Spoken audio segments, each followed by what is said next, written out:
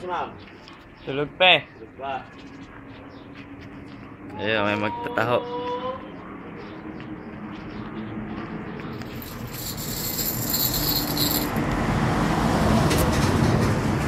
Ito yung dating tsura. Ano ngayon? April 14, 2011.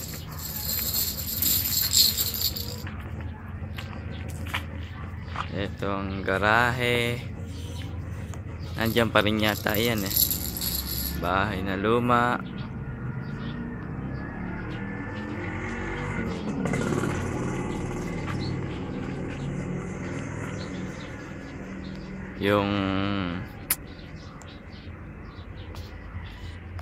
Yung pahingahan, katuga, yan, tatanggalin na yan. Tsaka yung banyong luma, aalisin na. Yan ang magiging itsura. Magiging itsura na yan ay after 3 months pa siguro. Ito yung bodega ng Kono. Ito naman yung kubo. Yan. Ito yung duhat na tinanim ko, kaya napapatay na. Kaya yung sigando lalaro, papatay na yung duhat. Hindi ko kasi alam tatamaan, mali yung tanim. Ito yung kubo. Yan, ililipat yung kubo doon sa may patubig pag na tibag na yung bodega nare. Titibagin yung bodega na yan eh. Pag natibag na yan, yung kubo ay ililipat doon sa may likod ng bodega na yan. Sa likod doon, sa gawin na yon. Tapos yung bodega na rin, inilipat na doon sa may dulo. Yung dating babuyan, ayan, gawa na siya. Lilipat na siya ngayon. Pag nilipat na ngayon, uumpisa na ang paghuhukay ng bahay. Hukay na yung lupa para makapagtayo na ng bahay. Dito yon sa gawin na yan. Dito sa lupa na yan, hanggang dito, papunta rito sa banyong luma, hanggang dito sa katuga, kaya sila ay tatanggalin. Hanggang dito, yan, dyan. Ito naman lahat ng kubo, tinamaan yung duhat, tinamaan yung avocado, pinya, Indian mango, kalamansi, pero okay lang. Yan ang magiging before to before. Ayan, nakita nyo na. Side sa likod. Ayan, lakad-lakad, dahan-dahan. Ito na yung kulungan na malapit ng masira. Pero kinukulungan ng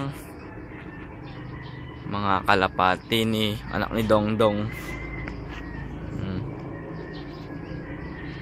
Ito yung mga natibag na bato. Ito yung mga andamyo.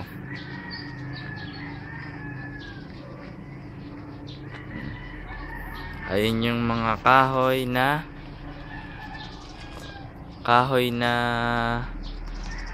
yung ginamit nung sa nakaraang building. Dito muna nilagay, tapos gagamitin din nila Tito Rani.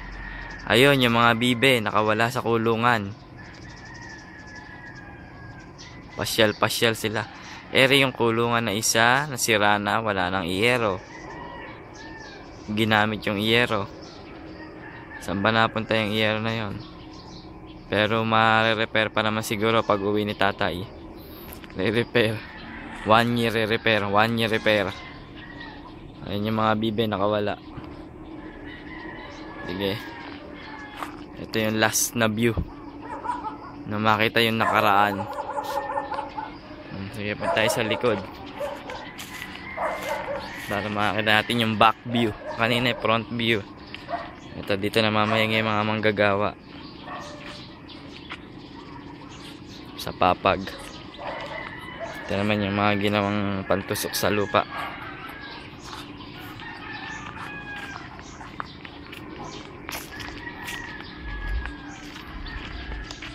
Ito yung mga manok ni Jesus. pag nawawala ay nagagalit.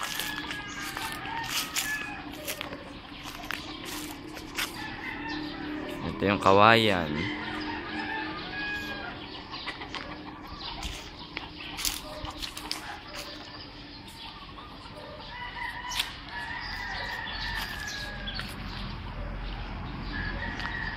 Malinis naman, puro down lang pero walang damo.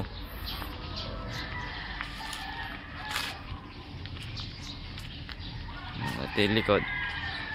Ito yung back view ng ginagawang kono, bodega. Ito yung kulungan ng bibe. Nagtampo yung bibe kasi hindi na halimhiman, lumipat ng pwesto. Pag pala nililipat ng pwesto, nagtatampo. Sayang yung itlog, nilaga na lang. Hindi na napisa. Ayan, pauwi na tayo.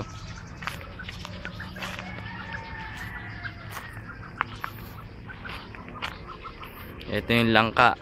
Baka tamaan ng langka. Papatayin ng langka pag tinamaan. Ito yung kunong luma. Naman yung back view.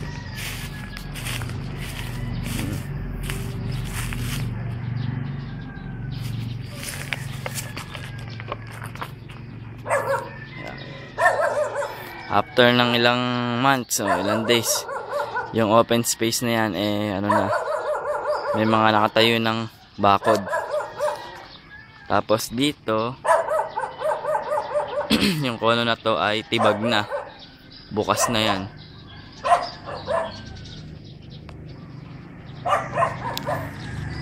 Ayan, ito yung view.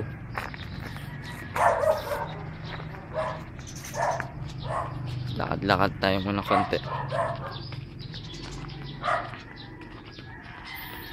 Last view. Last view sa bodega. Bodega.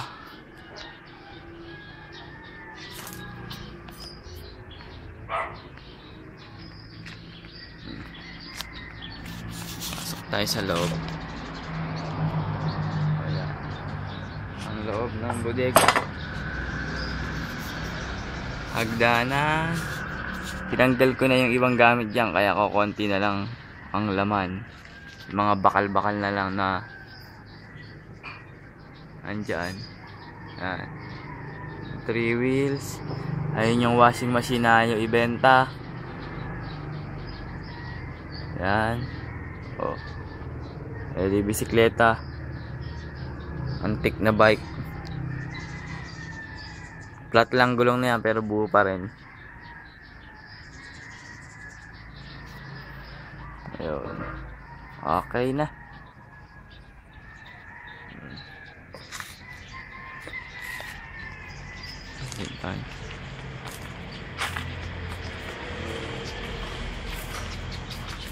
Ayan yung mga materyales. 66,000. Bakal pa lang. Ayun yung kay Santong Gapos na na lalagyan ng makina, generator. Ayan yung kubo. Ayun yung dalawang TV. Antique din, antique.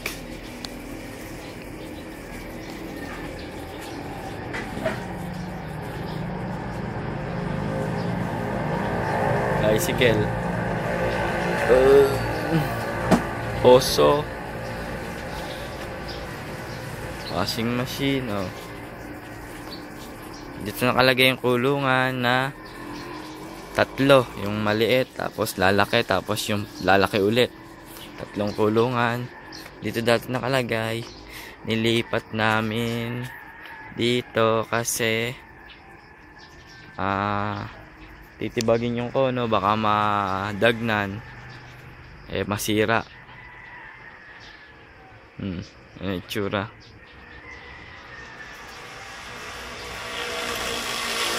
Yung isa nasa likod. Napuntahan. Ayun.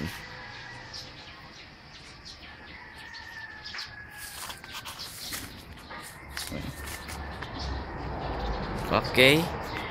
Ito naman yung view sa gilid ng ano. Oh. Okay, hanggang dito na lang muna ang aking ako'y magbabalik after 3 months or 2 months. Good luck. Bye bye.